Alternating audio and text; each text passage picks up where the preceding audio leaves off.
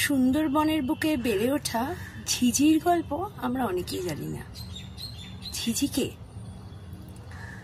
ঝিঝি সুন্দরবনের মাটি, নদী, ওখানকার জীবজন্তু, রাস্তাঘাট, গাছপালা, বন জঙ্গল সবকিছুর সাথে ছেলেবেলা থেকেই অতি নিবিড়ভাবে যুক্ত। গরিব পরিবারে জন্ম হওয়ার কারণে তার বাবাও ছিলেন একজন জেলে। বাবার সাথে মাঝে মাঝে মাছ ধরতে যাওয়া, কাঁকড়া ধরতে যাওয়া, এগুলো লেগেই থাকতো। এর মধ্যে দিয়েই যেহেতু বন জঙ্গলে এত বিপদ, বাঘের বিপদ, চোরা বন শিকারীদের বিপদ, বন ধ্বংস হয়ে যাচ্ছে তার বিপদ, এই বিপদ তাকে যেন গ্রাস করে নিচ্ছিল। ছেলেবেলা থেকেই সে প্রচুর চিন্তার মধ্যে দিয়ে কাটাতো কিভাবে এর থেকে রক্ষা পাওয়া যায়, কিন্তু ভয়ও তাকে জড়সড় করে রাখত।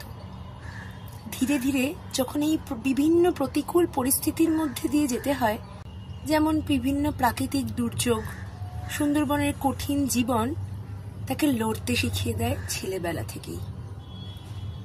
এই প্রতিকূল পরিস্থিতিতেই সে নির্ভীকভাবে বড় হয়ে উঠতে থাকে এবং ছেলেবেলায় সে কখনোই কল্পনা করেনি যে এত বড় বন যেটা তার বাড়ি, তার রক্ষক তিনি হবেন। এরপরে বন রক্ষা কর্মী হিসাবে তিনি যোগদান করেন এবং এরকম বিভিন্ন প্রতিকূল পরিস্থিতির সামনেও তাকে তার দলকে নিয়ে এগিয়ে যেতে হয়।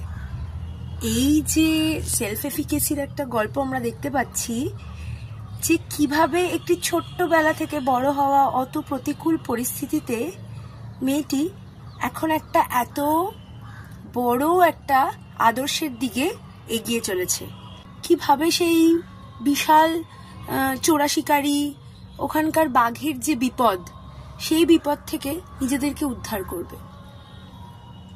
ছোটবেলা থেকেই যেহেতু ধীরে ধীরে সে ভয় কাটাতে এবং এই পরিস্থিতিতেই বসবাস করছিল, সে কারণে সে নিজে থেকেই অনেক বেশি নির্ভীক হয়ে উঠেছিল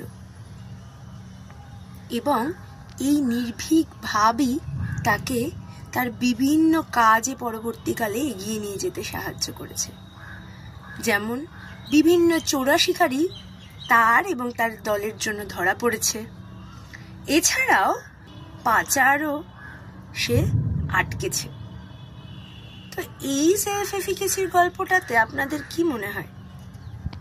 এইটা কি শুধুমাত্র সে পরিস্থিতির শিকার, নাকি